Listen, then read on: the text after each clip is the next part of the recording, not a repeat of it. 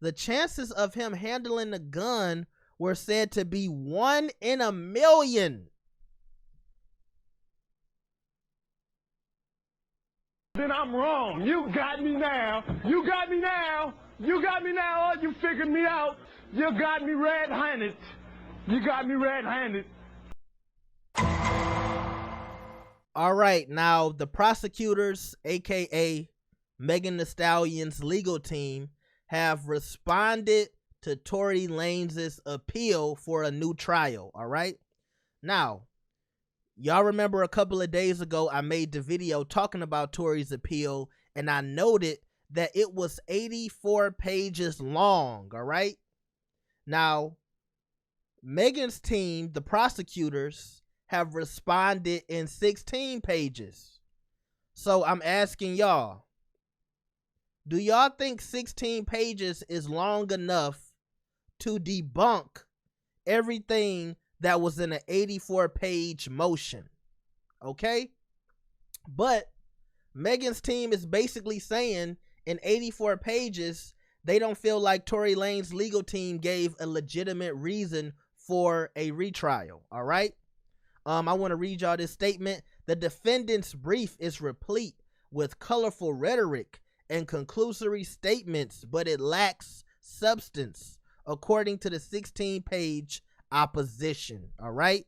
So Megan's legal team is basically trying to say that Tory's team wasn't talking about even though it was 84 pages long. Now, I don't believe that an 84-page motion was just made up out of thin air. It was no facts, it was no evidence, and it was no substance at all. It says, despite being nearly 80 pages long, the defendant has failed to cite a single instance of error in the trial court. Now, since their opposition was 16 pages, and I just let y'all know, basically, they're just trying to say, you know, Tory's legal team is just making stuff up. I'm bringing y'all to this article by Tea with Tia because they brought up about 8 things that stood out to them in Tory Lanez's appeal. Now, I want to break these down to y'all, and I want y'all to tell me if y'all think that this has no substance, all right? And that Tory Lanez's appeal was caca, okay? Listen to me, caca, all right? So, the first thing that stood out to Tea with Tia in Tory's appeal was improper admission of false evidence. Megan's producer, Lil Ju, made the beat, made a post claiming that the police matched bullets from Tory's gun to the one in Megan's feet. All right? So this nigga Lil Ju thought he was a detective, and he was like, oh yeah, the police found out that the bullets in Tory's gun is the same bullet fragments in Meg's feet. The DA willingly and knowingly entered the Shade Room's post as evidence to the jury, knowing that it was false. Tory was convicted of having an unregistered gun. How can they match bullets to fragments they claim they can't find? Also, how can you convict him when the gun was unregistered and they never proved or determined who the gun belonged to? I just want to go back to what they said. In 80 pages, the defendant has failed to cite a single instance of error in the trial. we just at bullet point 1, and y'all tell me you don't know who the gun belonged to. You don't know where the bullet fragments are at. So how can you convict him of shooting this girl? It says the DA led the jury to believe it was Tory's gun based on a post off the Shade Room. Jesus, the Shade Room got my nigga locked up, bro. Oh my God. Let's continue. We got 7 more to go. Number 2. The court erroneously, which basically means incorrectly, so the court incorrectly granted the people's motion to admit the Shade Room Instagram post as evidence. They also admitted a reply from Tory Lanez IG account stating that's not true. Now, the that's not true part is when somebody said, people saying Kelsey shot Meg, and they basically put this in evidence in the court saying, oh, when somebody said Kelsey shot Meg, Tory said that's not true. But listen to this part. This was a direct violation and a miscarriage of justice. The post, therefore, was inadmissible and unreliable hearsay. Tory did not make the reply. It came from someone who was running his account, and they have statements from the person and proof. They got proof it wasn't Tory who said that's not true. Also, the reply can be taken any kind of way. And yeah, it simply says that's not true. It doesn't say that's not true, Tory didn't shoot Meg. But once again, the opposition would tell you in 80 pages, they're not talking about nothing, all right? And we all know that a lot of these celebrities don't run their social media accounts, all right? Let's go to number 3. Improper admission of alleged inculpatory, which basically means something that would have made Tory look bad, tending to incriminate statements by the defendant. Megan claimed that Tory would give her $1 million to keep quiet because he was on probation. No one else heard this, by the way. Nobody else heard Tory say this but Megan. Tory Lanez was never on probation. He was never on probation. So why in the bribery charges didn't stick and should have never been entered as evidence. The jury was told he was on probation when he was not. Shake my head, which creates a negative impression. And that's true. So these comments at the bottom, this is, T with Tia or whoever wrote this article. And, I like them adding this to the article because, it's basically breaking it down. Right. How could they say he was on probation, but he was never on probation? It was basically like Megan's team was just trying so hard to paint this picture of Tory, being a thug. Remember, also in the 80-page appeal, they used this picture to quote unquote, identify Tory, but Tory's whole face, half of his face is cut out the picture, and all you see is a tattoo of a gun on his chest. Now, do you think that's a proper picture to quote unquote identify Tory Lanez? Or is that a picture to say, hold on, Tory got a picture of a gun on his chest? Come on, y'all. Like, we got to be real. And I love Meg. I love Meg. I hope her career, it continues to flourish. But it is a lot of inconsistencies in this trial, bro. And I'm just got to keep it real. Number 4. Defendant's civil rights were violated when the judge allowed a jury to hear an 80-minute interview from Kelsey Harris. Now, like I told y'all before, everybody heard this interview on the internet. And y'all let me know how y'all felt about the 80-minute interview in the comments, but I want to continue. Harris admitted under oath that she lied. Her testimony was unreliable. The jury was instructed not to use it as evidence. But I mean, can you really unhear something? And exactly, like, once they heard that, bro, to me, that part right there, like this part right here, that 80-minute interview, and the first one, the one about, how can you prove that those was Tory's bullets in a gun that wasn't proven to be his gun, and also you can't find the bullets. Those two, number 1 and number 4, off the rip, retrial, in my opinion. All right, now number 5. Violation of the defendant's right to counsel. Famed defense attorney Sean Hawley was the original lawyer on this case, all right? It was reported that Hawley stepped away because of a scheduling conflict. Now we found out that's not true. On or around September 14th, 2022, it was informally alleged by the DA that Tory, being aided and abetted by his defense team, had extended a bribe to Kelsey by way of financial and or business benefits. All right.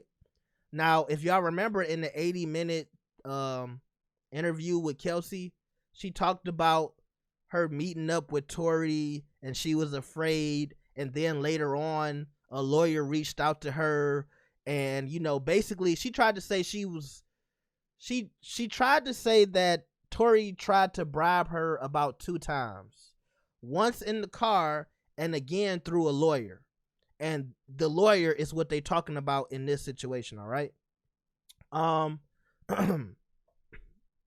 Holly says there was no bribe and the DA agreed that she was not involved.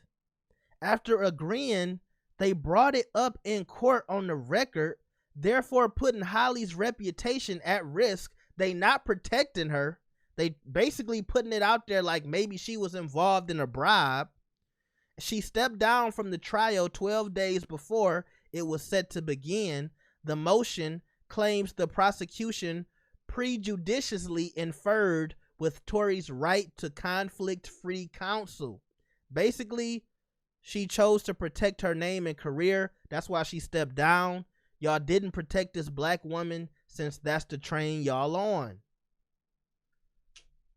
And see, when they say the train y'all on, because the case was supposed to be about protecting Meg as a black woman, but y'all didn't protect this black woman who was this lawyer who was sucked into this potential lie that she offered Kelsey a bribe on behalf of Tory. Let's go to number 6.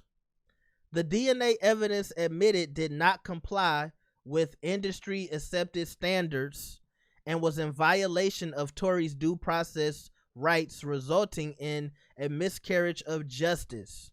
The expert testimony offered at the trial did not comply.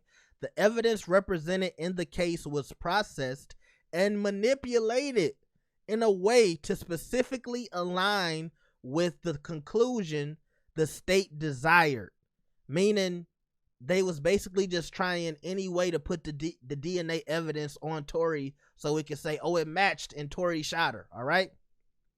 The documents also say that Tory was no more likely than most other black men in the population to have been a contributor. So they basically saying like any nigga could have touched that gun. Based on what they found, the likeliness of Tory touching the gun in any capacity was just as likely as any male. This means Megan could have said it was your uncle and they would have convicted him. The chances of him handling the gun were said to be 1 in a million.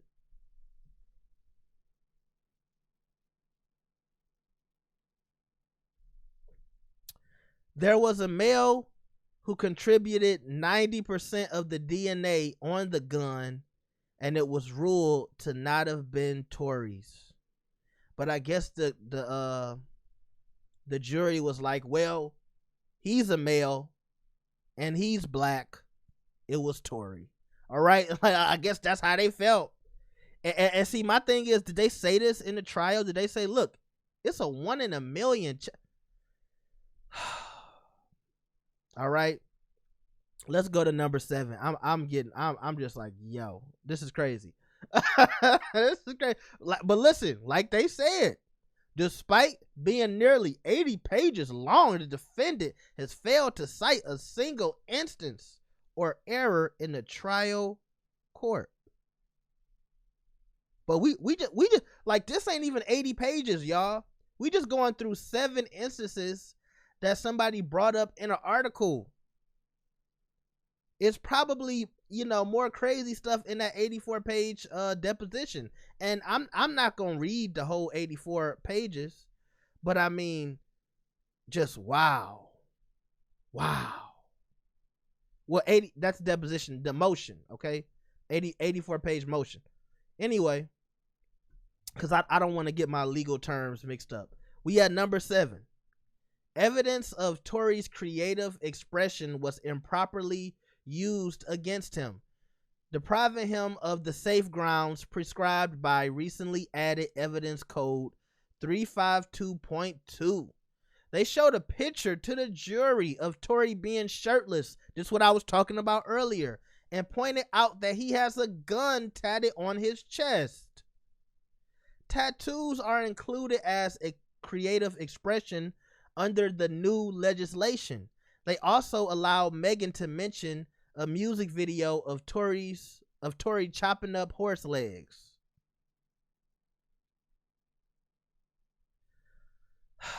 They broke down Kelsey's diss track, but skipped over the part where she said, "Are you lying to your label? Do they really know what happened? Who shot you?" Interesting. Now, they got Kelsey's diss song in here. I don't want to play it because, you know, I don't know about copyrights, but they basically saying, look, even Kelsey said who shot her. like remember, 1 in a million. Who shot you? Who shot you? Okay? And at one point they was talking about using Tory's lyrics as evidence. And we know Tory is a rapper, so he probably has a few bars about, you know, shooting stuff, but that don't mean it has anything to do with this case. But imagine if a juror was like, okay, well, I'm going to go home and get on my Spotify and pull up some Tory Lanez. And they just happen to hear, you know, the most gangster rap Tory Lanez song, you know, which I guess could kind of be unlikely, because if you just looking up Tory, you'll probably see more R&B. But it's a chance you might, you know, run into a Tory Lanez freestyle and he talking about banana clips and stuff like that. And you're like, oh my God, you know, some silly juror. This guy is a monster, right? And could have brought that back to court. Number 8, the court impermissibly chilled Tory's rights to testify. The jury did not hear Tory's recollection of events regarding the night in question because the judge ruled that if he testified, the state can introduce his music video and rap lyrics during cross-examination. This error drastically prejudiced Tory's defense because it paints him as a violent, gun-carrying, tattooed gangster. I want to read that again. This error drastically prejudiced Tory's defense because it paints him as a violent, gun-carrying, tattooed gangster.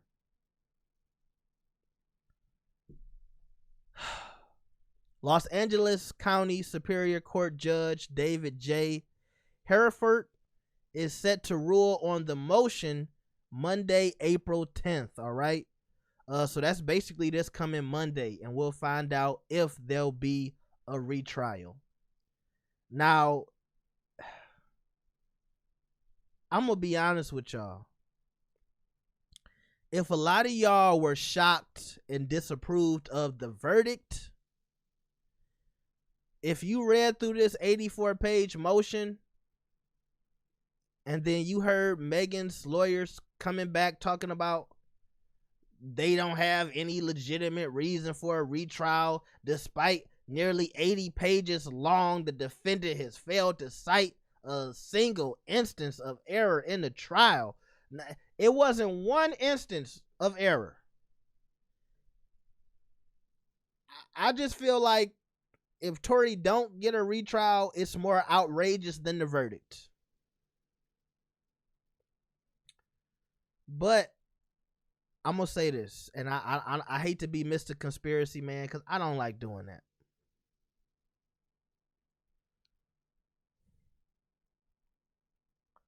it seems like Megan is moving on. And I don't know if whoever wants to put Megan back into this situation. I think everybody wants Megan to go back to making music and making money. And, you know, everybody wants to put this situation behind her and put it to bed. And if that means Tory Lanez has to go to jail for a very long time, I don't think certain individuals care. Y'all let me know what y'all think about this. Make sure you like the video and subscribe. I'll see y'all next time. Peace.